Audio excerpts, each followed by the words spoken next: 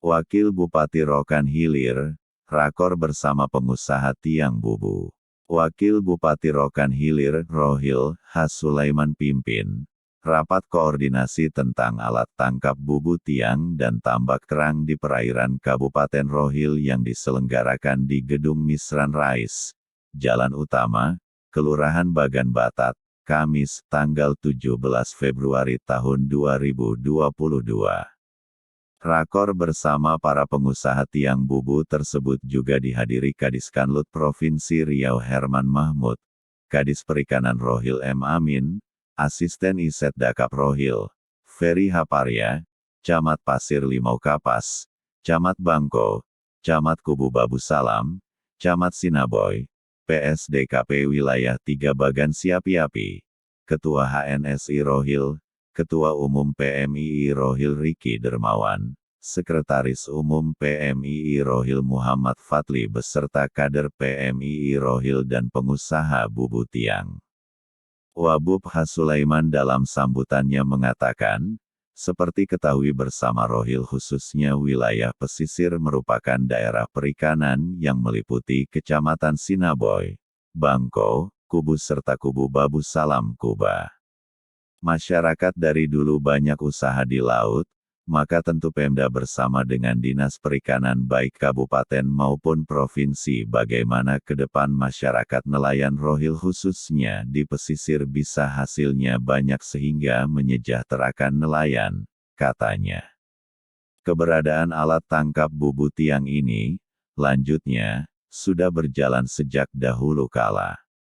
Bahkan, karena keberadaan bubu tiang tersebut belacan Bagan Siapi-Api terkenal hingga ke Pulau Jawa.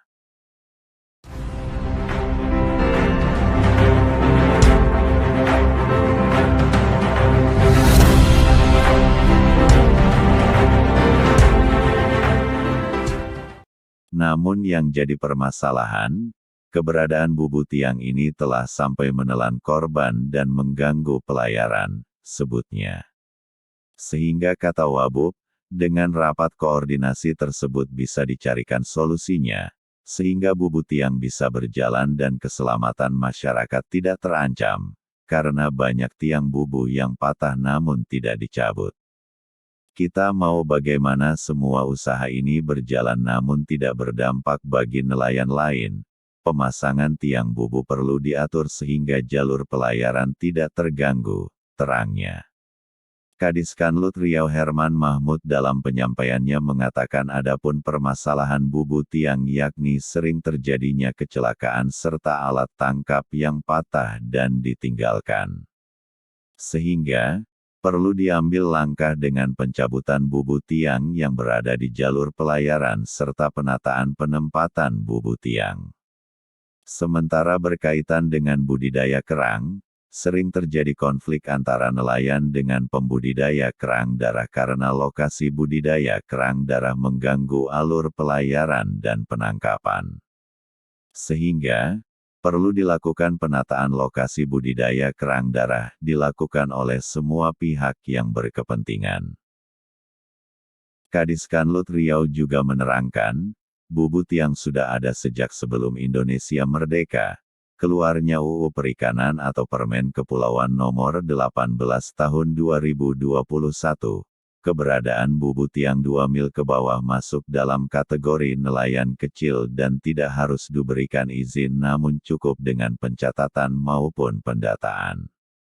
Namun juga bukan berarti pemasangan bubu tiang itu seberang wayang namun harus melalui penataan, paparnya. Setelah melewati perdebatan dan masukan dari peserta rakor, akhirnya disepakati beberapa poin kesepakatan oleh seluruh elemen yang hadir, antara lain yaitu pengusaha atau pemilik bubu tiang bersedia mencabut tiang bubu yang telah rusak dan yang berada di alur pelayaran. Penertiban tiang bubu dengan menentukan zona tiang bubu dengan melibatkan masyarakat dan instansi terkait dengan ketentuan yang berlaku.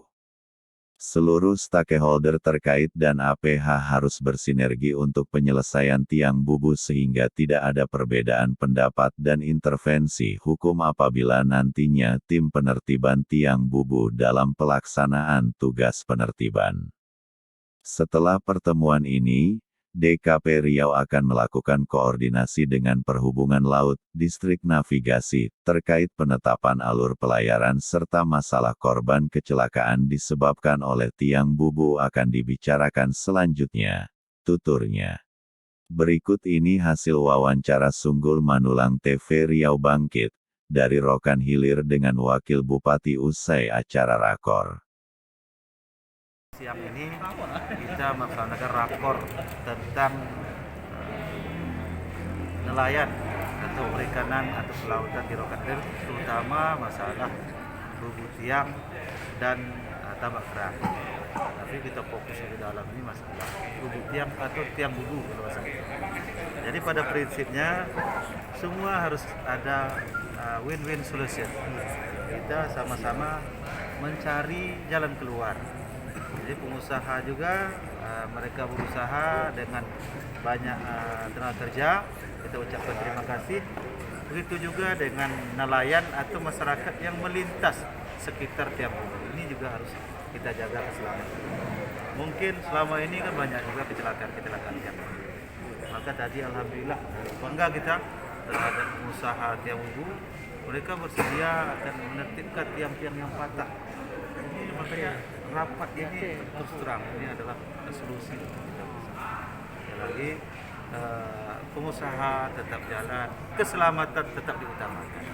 Ini tadi ada saudara Saiful misalnya 6 orang meninggal dalam kapal dari 11 orang, termasuk dia yang selamat. Itu juga adik-adik mahasiswa keluarga banyak. Ya. Lagi mungkin kita nelayan Pak dalam sebagai dalam pengawasan perairan di Rokan Hilir sehingga legal fishing tidak masuk. Untuk perairan Rokan Hilir, ini perairan Rokan Hilir kan terkenal dengan ikannya, terutama di pesisir ini. Makanya kadang ada illegal fishing atau terindikasi atau memang diduga ada nelayan-nelayan dari luar Riau atau luar Kabupaten yang mereka memakai kadang alat-alat yang besar, yang alat besar, bukan harimau. Makanya ikan kadang cepat habis. Kalau ikan Rokan Hilir tidak habis. Yang kedua, kami juga terima kasih kepada HNSI Kabupaten Rokan Hilir yang selalu berkoordinasi dengan kami maupun ke Dinas Perikanan Provinsi. Bagaimana tentang illegal fishing ini dengan memakai bukan harimau. Mudah-mudahan ke depan kita harus mencari jalan keluar dan harus ada jalan keluar. Itu harus kita tanam. Dari ini Kepala Dinas Provinsi kami ucapkan terima kasih yang datang di Kabupaten Rokan Hilir karena ada rasa sesama manusia dan ada rasa untuk Rokan Hilir bagaimana masalah tadi, masalah illegal fishing, masalah tambak kerang maupun masalah bubu tiang. Pak Wakil, dari rapat koordinasi tadi Pak,